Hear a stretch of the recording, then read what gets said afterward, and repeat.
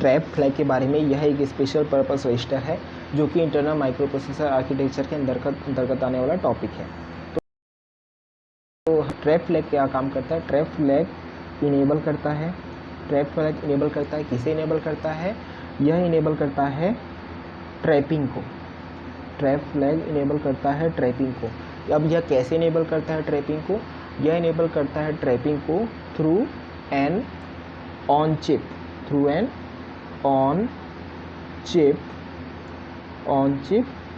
Debugging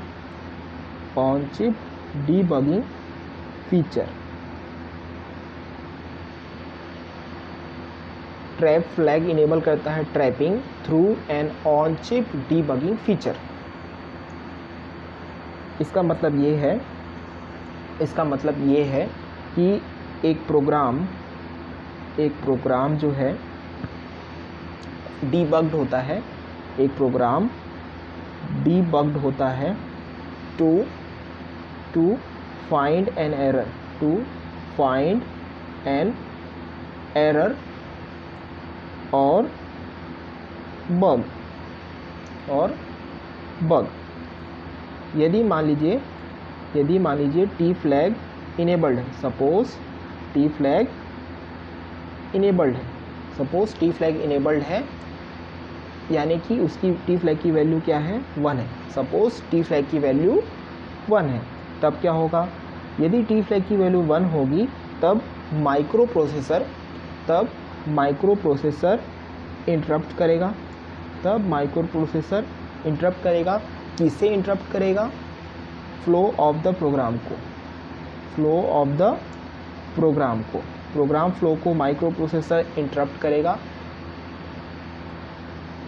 on conditions indicated by the on conditions.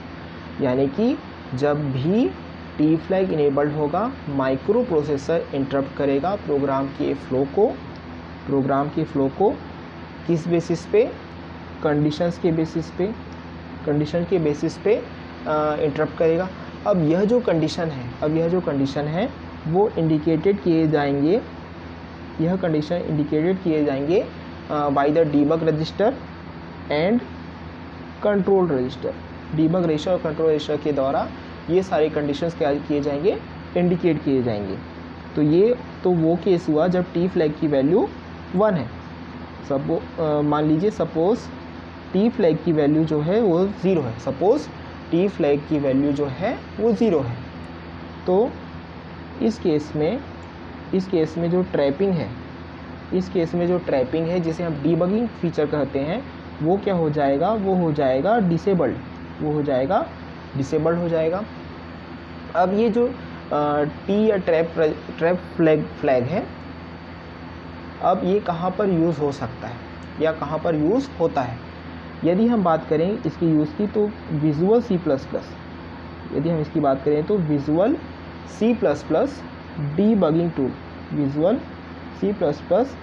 Debugging tool use करता है trap feature को और debug registers. साथ ही साथ वह यूज़ करता है डीबग रजिस्टर। किस लिए इसका यूज़ किया जाता है? ताकि डीबग किया जा सके फॉल्टी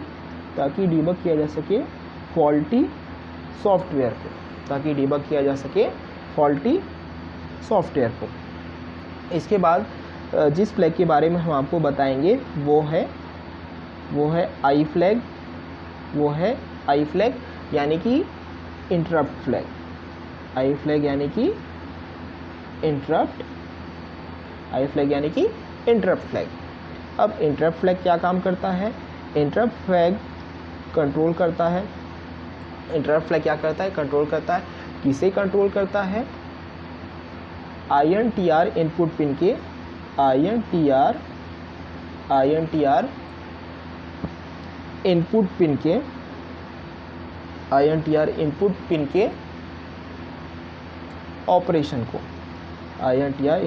ऑपरेशन को कंट्रोल करने का काम कौन करता है? यह काम करता है इंटरप्ट फ्लैग।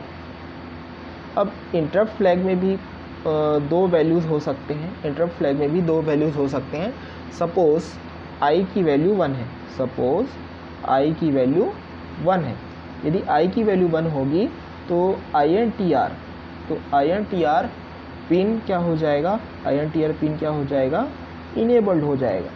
INTR पिन क्या हो जाएगा? इनेबल्ड हो जाएगा। यदि आई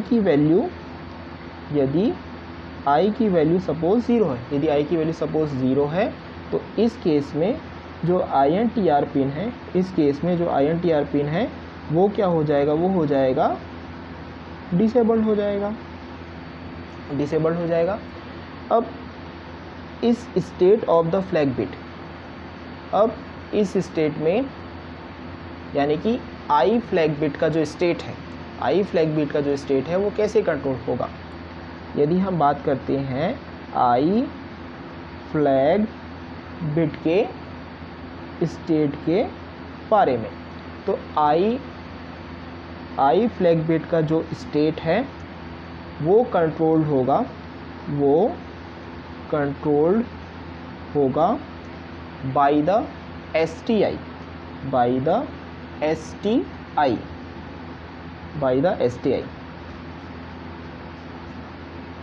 STI के द्वारा कंट्रोल होगा।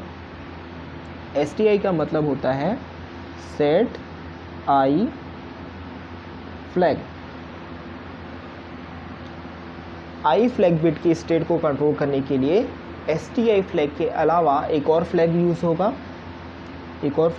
वो होगा CLI यानी कि क्लियर आई फ्लैग। अब ये जो दोनों फ्लैग हैं, सेट आई फ्लैग और CLI यानी कि क्लियर आई फ्लैग, जो कि आई फ्लैग बिट की स्टेट को कंट्रोल कर रहे हैं, ये एक्चुअली में क्या है? ये है एक्चुअली में इंस्ट्रक्शन है। ये एक्चुअली में क्या है? ये है एक्चुअली में इंस्ट्रक्शंस हैं। इसके बाद हम आपको बता रहे हैं डी फ्लैग के बारे में।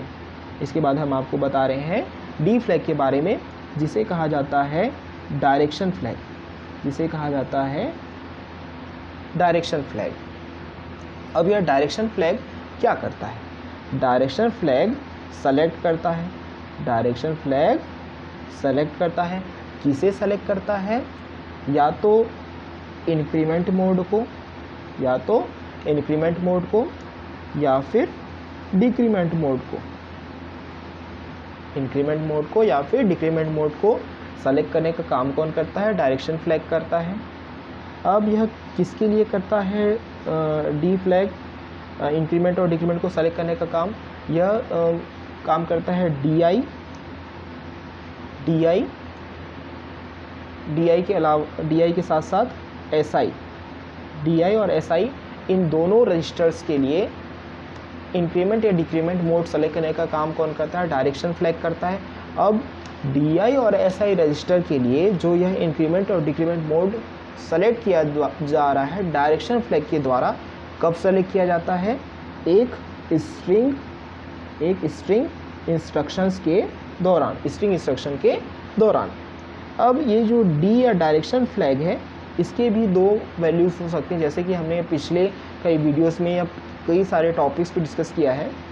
तो यदि सपोज़ डी की वैल्यू 1 है, तो जो रजिस्टर होगा, डी की वैल्यू 1 है, तो जो भी रजिस्टर होंगे वो ऑटोमेटिकली, यदि डी की वैल्यू 1 है तो रजिस्टर्स हैं वो ऑटोमेटिकली क्या होंगे?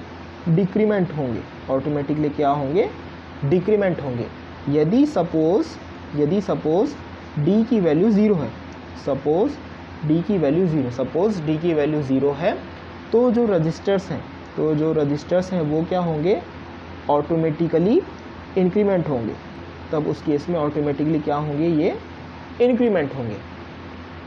अब जो डी फ्लैग है वो सेट होता है, किसके साथ सेट होता है? STD यानी कि सेट डायरेक्शन से सेट होता है। और जब भी क्लियर होता है, क्लियर कैसे होता है, ये क्लियर होता है CLD से, यानी कि क्लियर डायरेक्शन से क्लियर होता है, क्लियर डायरेक्शन से यह क्लियर होता है। अब यहाँ पर ये जो दोनों हैं STD यानी कि सेट डायरेक्शन और क्लियर डायरेक्शन, ये क्या है, ये इंस्ट्रक्शंस। इस वीडियो में बस इतना ही। नेक्स्ट वीडियो में हम आपको कुछ और अदर्स स्पेशल पर्पस रजिस्टर के बारे में बताएंगे। तब तक इस वीडियो को लाइक करें, शेयर करें और हमारे चैनल को ज़रूर सब्सक्राइब करें। Thank you.